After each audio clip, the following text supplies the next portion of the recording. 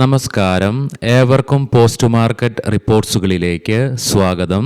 ഇന്ന് ഫെബ്രുവരി 2, 2026 തിങ്കൾ.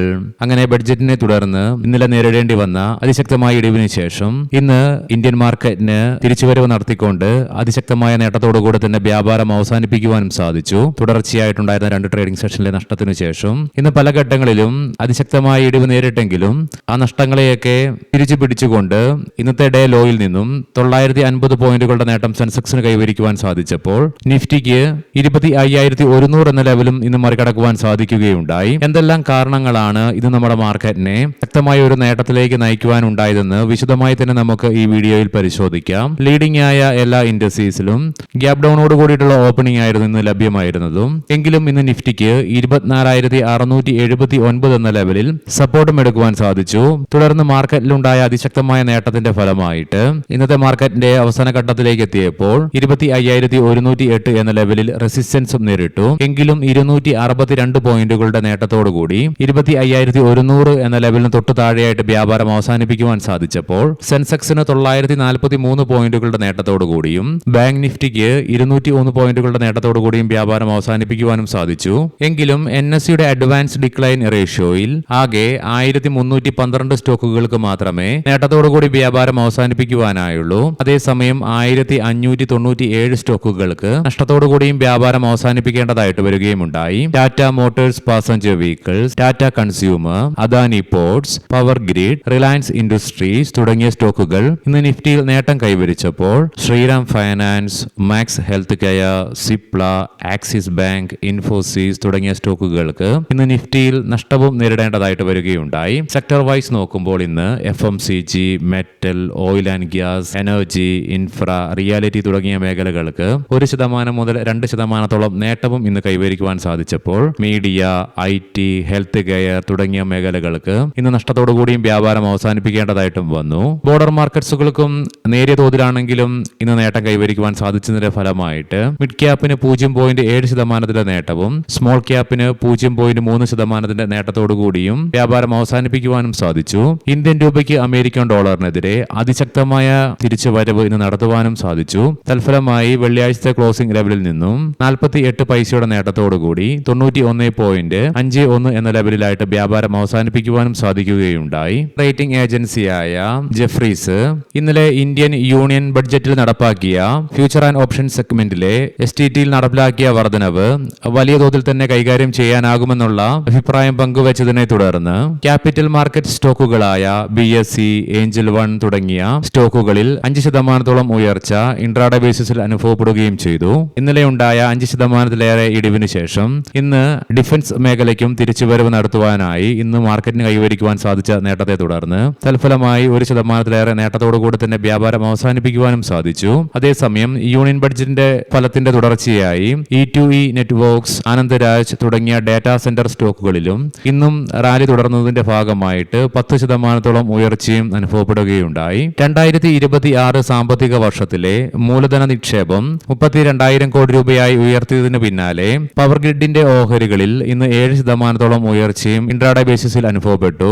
ഇന്ന് ബ്രെന്റ് ക്രൂഡിന്റെയും ക്രൂഡ് ഓയിലിന്റെയും വിലയിലുണ്ടായ അതിശക്തമായ ഇടിവിനെ തുടർന്ന് ഓയിൽ ഇന്ത്യ, ONGC തുടങ്ങിയ ഓയിൽ മാർക്കറ്റിംഗ് കമ്പനികളുടെ ഷെയർ പ്രൈസിൽ 5% ഉയർച്ചയും അനുഭവപ്പെട്ടു. ഇനി നമുക്ക് ബഡ്ജറ്റിനെ തുടർന്ന് ഇന്നലെ അതിശക്തമായ നഷ്ടം നേരിടേണ്ടി വന്ന ഇന്ത്യൻ മാർക്കറ്റിന് ഇന്ന് അതിശക്തമായ നേട്ടത്തിലൂടെ ഒരു പരിധി വരെയെങ്കിലും തിരിച്ചുവരവ് നടത്തുവാൻ ഇന്ത്യൻ മാർക്കറ്റിനെ സഹായിച്ച ഘടകങ്ങൾ എന്തൊക്കെയാണെന്ന് വിശദമായി തന്നെ പരിശോധിക്കാം. ഇന്ത്യൻ ധനകാര്യമന്ത്രി ശ്രീമതി നിർമ്മല സീതാരാമന്റെ ഭാഗത്ത് നിന്നും ഇന്ത്യൻ മാർക്കറ്റിലെ F&O സെഗ്മെന്റിലെ STT വർദ്ധിപ്പിച്ചുകൊണ്ടുള്ള പ്രഖ്യാപനം വന്നതിനെ തുടർന്നായിരുന്നു ഇന്നലെ ഇന്ത്യൻ മാർക്കറ്റിന് അതിശക്തമായ ഇടിവ് നേരിടേണ്ടി വന്നത്. തൽഫലമായി ഇന്ത്യൻ മാർക്കറ്റിനെ സംബന്ധിച്ചിടത്തോളം 6 വർഷങ്ങൾക്ക് ശേഷമാണ് ബഡ്ജറ്റ് ഡേയിൽ ഇത്രയും വലിയൊരു ഇടിവ് നേരിടേണ്ടതായിട്ടും വരികയുണ്ടായത്. മാത്രമല്ല 20 മിനിറ്റുകൾ കൊണ്ട് ഏകദേശം 800-ലേറെ പോയിന്റുകൾ നിഫ്റ്റിക്ക് നേരിടേണ്ടതായിട്ട് വന്നു. എന്നാൽ ഇന്ന് ജെഫ്രീസിന്റെ ഭാഗത്ത് നിന്നും പുതിയ ബഡ്ജറ്റിൽ അവതരിപ്പിച്ച STTയുടെ വർധനവ് വലിയ തോതിൽ തന്നെ കൈകാര്യം ചെയ്യുവാൻ സാധിക്കുമെന്നുള്ള വിലയിരുത്തലുകൾ വന്നതോടുകൂടി തന്നെ അത് വീണ്ടും മാർക്കറ്റിന്റെ നിക്ഷേപകരുടെയും ആത്മവിശ്വാസത്തെ വർദ്ധിപ്പിക്കുവാൻ ഇടയാക്കി. ഈ ഒരു ഘടകം തന്നെയാണ് ഇന്ന് നമ്മുടെ മാർക്കറ്റിനെ അതിശക്തമായ ഒരു നേട്ടത്തിലേക്കും നയിക്കുകയുണ്ടായത്. കൂടാതെ STT വർധനവ് ആർബിട്രാജ് ഫണ്ട് റിട്ടേണുകളിൽ 30 ബേസിസ് പോയിന്റ് വരെ കുറവുണ്ടാക്കുമെങ്കിലും നിക്ഷേപകരുടെ താല്പര്യം താല്പര്യത്തെ ഇത് ബാധിക്കില്ല എന്നാണ് ഒട്ടുമിക്ക ഫണ്ട് മാനേജേഴ്സും അഭിപ്രായപ്പെടുകയും ഉണ്ടായത്. അതുകൊണ്ട് തന്നെ ഫണ്ട് മാനേജേഴ്സിന്റെ ഭാഗത്ത് നിന്ന് വന്ന ഈ ഒരു സ്റ്റേറ്റ്മെന്റും ഇന്ന് നമ്മുടെ മാർക്കറ്റിന് ഗുണകരമായി തന്നെ മാറി. മുൻപ് നമ്മൾ കണ്ട പോലെ തന്നെ ഇന്നലെ ഇന്ത്യൻ മാർക്കറ്റിന് 6 വർഷങ്ങൾക്ക് ശേഷമാണ് യൂണിയൻ ബഡ്ജറ്റ് ഡേയിൽ ഇത്രയും വലിയൊരു ഇടിവ് നേരിടേണ്ടതായിട്ട് വരികയുണ്ടായത്. അതുകൊണ്ട് തന്നെ ഒട്ടുമിക്ക ക്വാളിറ്റി സ്റ്റോക്കുകളിലും സെക്ടേഴ്സിലും അതിശക്തമായ ഇടിവും ദൃശ്യമായി. തൽഫലമായി ഇന്ന് പല സെക്ടേഴ്സിലുമുള്ള ക്വാളിറ്റി സ്റ്റോക്കുകളിൽ പ്രൈസ് അട്രാക്റ്റീവ് ആയിട്ട് മാറിയതോടുകൂടി തന്നെ സ്മാർട്ട് ആയിട്ടുള്ള നിക്ഷേപകര് അതൊരു പുതിയ ബൈയിങ് ഓപ്പർച്യൂണിറ്റി ആയിട്ട് കണ്ടുകൊണ്ട് തന്നെ ഈ ഒരു അവസരത്തെ മുതലെടുത്തതിനെ തുടർന്ന് ഇന്ന് നമ്മുടെ മാർക്കറ്റിൽ അനുഭവപ്പെട്ട വാല്യൂ ബൈയിങ്ങും ഇന്ത്യൻ മാർക്കറ്റിനെ നേട്ടത്തിലേക്ക് നയിക്കുവാനും സഹായിച്ചു. ഇറാനും യുഎസും തമ്മിലുള്ള പ്രശ്നങ്ങൾക്ക് കാര്യമായ അയവ് വന്നതിനെ തുടർന്ന് ഇന്ന് ബ്രെന്റ് ക്രൂഡിന്റെയും ക്രൂഡ് ഓയിലിന്റെയും വിലയിൽ 4% അനുഭവപ്പെട്ട ഇടിവും നമ്മുടെ മാർക്കറ്റിന് ഗുണകരമായി തന്നെ മാറി. കാരണം തീർച്ചയായും ലോകത്തിലെ ഏറ്റവും വലിയ ഓയിൽ കൺസപ്ഷൻ നടത്തുന്ന രാജ്യങ്ങളിൽ ഇന്ത്യ പ്രധാനപ്പെട്ട ഒരു രാജ്യമായതിനാൽ തന്നെ ക്രൂഡ് ഓയിലിന്റെ വിലയിൽ ഉണ്ടാകുന്ന ഇടിവ് ഇൻഫ്ലേഷനുള്ള സാധ്യതകൾ കുറയ്ക്കുന്നത് കൊണ്ട് തന്നെ അത് ഇന്ന് ഇന്ത്യൻ സ്റ്റോക്ക് മാർക്കറ്റിനും ഗുണകരമായി തന്നെ മാറുകയുണ്ടായി. F&O സെഗ്മെന്റിലെ STTയിലുള്ള വർധനവ് പ്രഖ്യാപിച്ചതിനെ തുടർന്ന് ഇന്നലെ മാർക്കറ്റ് ഓവറായിട്ട് റിയാക്ട് ചെയ്യുകയുണ്ടായി. എന്നാൽ ഇന്നലെ നടന്ന ബഡ്ജറ്റിന്റെ ഭാഗമായിട്ടുള്ള മറ്റുള്ള അനൗൺസ്മെന്റിലേക്ക് വിലയിരുത്തലുകളും വരികയുണ്ടായി.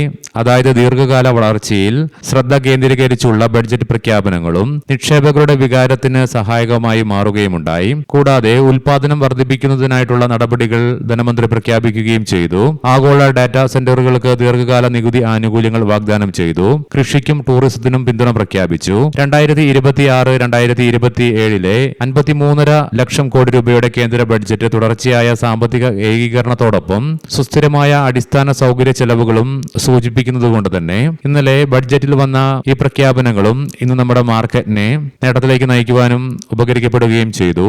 ഏതാനും ട്രേഡിംഗ് സെഷനിലായിട്ട് അതിശക്തമായ ഇടിവ് നേരിട്ടുകൊണ്ടിരുന്ന ഇന്ത്യൻ രൂപയ്ക്ക് ഈ മാസത്തെ ഫോഴ്സ് ട്രേഡിംഗ് സെഷനിൽ തന്നെ അതിശക്തമായ ചെറുത്തുനിൽപ്പ് US ഡോളറിനെതിരെ നടത്തിക്കൊണ്ട് തിരിച്ചുവരവ് നടത്തുവാനും സാധിച്ചു. തൽഫലമായി ഇന്ന് 91.51 എന്ന ലെവലിലായിട്ട് വ്യാപാരം അവസാനിപ്പിക്കുവാനും ഇന്ത്യൻ രൂപയ്ക്കായി. ഇന്ന് ഇന്ത്യൻ രൂപയുടെ മൂല്യത്തിലുണ്ടായ ഉയർച്ചയും നമ്മുടെ മാർക്കറ്റിന് ഗുണകരമായി തന്നെ മാറി. ഇതിനെല്ലാം പുറമെ ഇന്നലെ 10.25% ഉയർച്ച ക്ലോസിംഗ് ബേസിസിൽ രേഖപ്പെടുത്തിയ ഇന്ത്യ വിക്സിൽ ഇന്ന് 8.4% ഇടിവ് രേഖപ്പെടുത്തിക്കൊണ്ട് 13.86 എന്ന ലെവലിലായിട്ടാണ് ക്ലോസിംഗും രേഖപ്പെടുത്തുകയുണ്ടായത്. ഇന്ന് ഇന്ത്യ വിക്സിലുണ്ടായ ഇടിവും സ്വാഭാവികമായിട്ടും നമ്മുടെ മാർക്കറ്റിന് ഗുണകരമായി തന്നെ മാറി. ഈ പറഞ്ഞ കാരണങ്ങൾ കൊണ്ടൊക്കെയാണ് ഇന്ത്യൻ മാർക്കറ്റിന് ഇന്ന് അതിശക്തമായ നേട്ടത്തോടുകൂടി തന്നെ വ്യാപാരം അവസാനിപ്പിക്കുവാനും സാധിച്ചത്. ഇനി നമുക്ക് ഗ്ലോബൽ മാർക്കറ്റുകൾ പരിശോധിക്കാം. നിലവിൽ യുഎസിലെ ഡോ ജോൺസ് ഫ്യൂച്ചർ 120 പോയിന്റുകളുടെ നഷ്ടത്തിലാണ് വ്യാപാരത്തിൽ തുടർന്നുകൊണ്ടിരിക്കുന്നത്. യൂറോപ്യൻ മാർക്കറ്റ്സിൽ UK, ഫ്രാൻസ് മാർക്കറ്റുകൾ നേരിയ നേട്ടത്തോടുകൂടിയും ജർമ്മൻ മാർക്കറ്റ് 0.5% നേട്ടത്തിലാണ് വ്യാപാരത്തിൽ തുടർന്നുകൊണ്ടിരിക്കുന്നത്.